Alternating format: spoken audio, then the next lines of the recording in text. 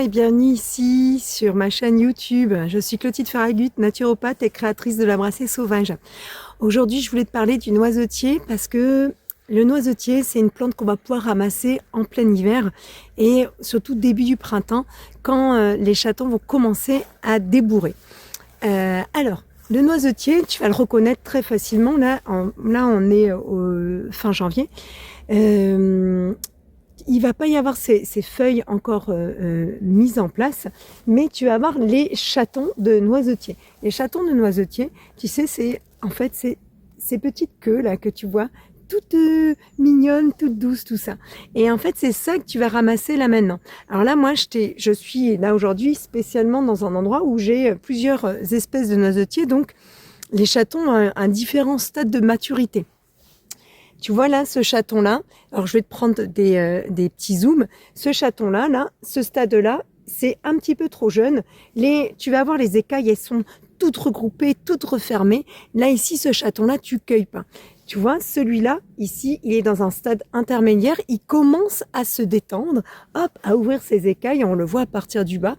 Et les chatons que tu vas pouvoir commencer à ramasser, qui sont à pleine maturité, c'est par exemple celui-là. Ok. Celui-ci, là, hop, tac, je vais t'en prendre un. Celui-ci, là, les écailles sont toutes bien ouvertes, tout ça. Et ça, tu vas le ramasser. Tu vas pouvoir le mettre à sécher. Alors moi, je te conseille, tu vas le mettre à sécher, pas sur une clé grillagée. Parce que, en fait, qu'est-ce qu'on vient chercher dans le chaton de noisetier? C'est là, maintenant, je vais te le dire. Dedans, c'est gorgé de pollen. Et le pollen, en fait, donc les petites abeilles viennent le récupérer, tout ça. Mais toi, tu peux le récupérer toi-même, ton petit pollen.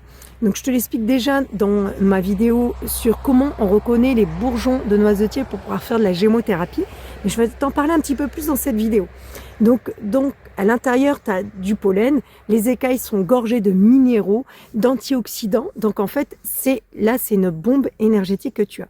Tu vas faire sécher ça sur un petit tissu très fin, donc à chaleur très douce, donc peut-être dans ta pièce principale, donc aéré, tout ça.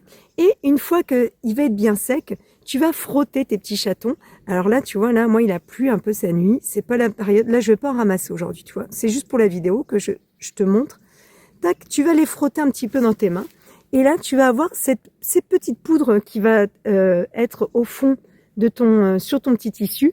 Et il va te rester juste cette petite tige. Ça, c'est ce qui va tenir les écailles. Ça, tu vas pas le garder.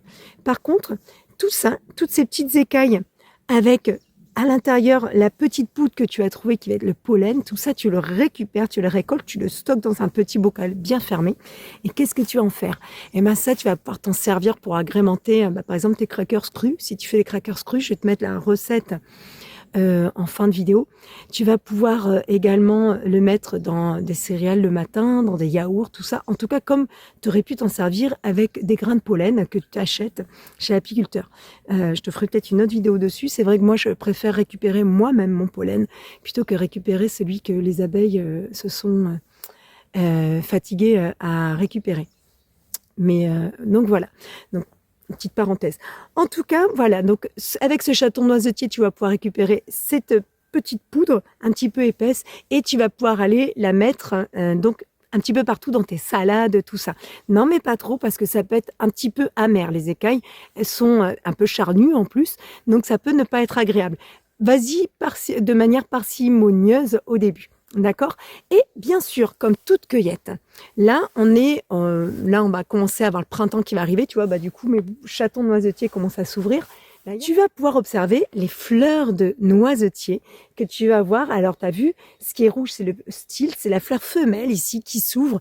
Et en fait, le chaton, c'est la fleur mâle, du coup, qui va venir déposer son pollen. En fait, le vent va déposer le pollen sur la fleur femelle et ce qui va donner le fruit, la noisette. Tout simplement. D'accord? Donc, quand tu ramasses, bien sûr, comme toute cueillette, on fait très attention et on pense aux autres. Et les autres, c'est pas forcément les êtres humains. En fait, c'est les animaux, puis c'est les autres arbres et tout. Enfin, ceux qui ont besoin, en fait, du pollen. Donc, quand tu vas cueillir, tu ramasses pas tout. Tu vois, là, si jamais tu as une petite grappe avec deux petits chatons remplis de pollen, tu n'en ramasses qu'un seul. Et dans un arbre, en fait, le but, c'est qu'on voit pas que tu sois passé. Voilà, ça, c'est les cueillettes qui sont respectueuses et éthiques et humainement, je trouve, ouais, des cueillettes respectueuses. Voilà, écoute, je te remercie de ton écoute, bonne cueillette, et puis régale-toi bien avec ce trésor de la nature, cette bombe énergétique. N'hésite pas, si cette vidéo t'a plu, à mettre un petit pouce en l'air, à la partager, à activer les notifications. Je vais refaire des petites vidéos pour te dire quoi cueillir à quel moment de l'année. Donc là, et puis si ça t'intéresse d'en savoir plus quoi faire avec les plantes et comment t'en servir, moi j'ai une formation, j'ai un module de 3h30 qui est accessible en ligne. Tu peux le faire à ton rythme. On va explorer toutes les disciplines reliées à l'herboristerie, tout ce qui est phytothérapie, la gémothérapie, l'aromathérapie, l'homéopathie, l'élixirothérapie. Je te mets aussi une bibliographie. Tu as des PDF complets où je te donne quelques tips pour pouvoir faire toi-même tes remèdes. Au bout de ces 3h30, tu es assez autonome et ça te fait un package assez complet pour pouvoir, toi, avancer et commencer, en fait, pour pouvoir faire une herboristerie familiale pour toi-même. Voilà, donc si ça t'intéresse, je mettrai le lien vers la formation sous ma vidéo. Je te remercie de ton écoute et je te dis à bientôt. Et n'hésite pas, si tu as des questions, tu me les poses et je répondrai dès que je verrai le message. À bientôt!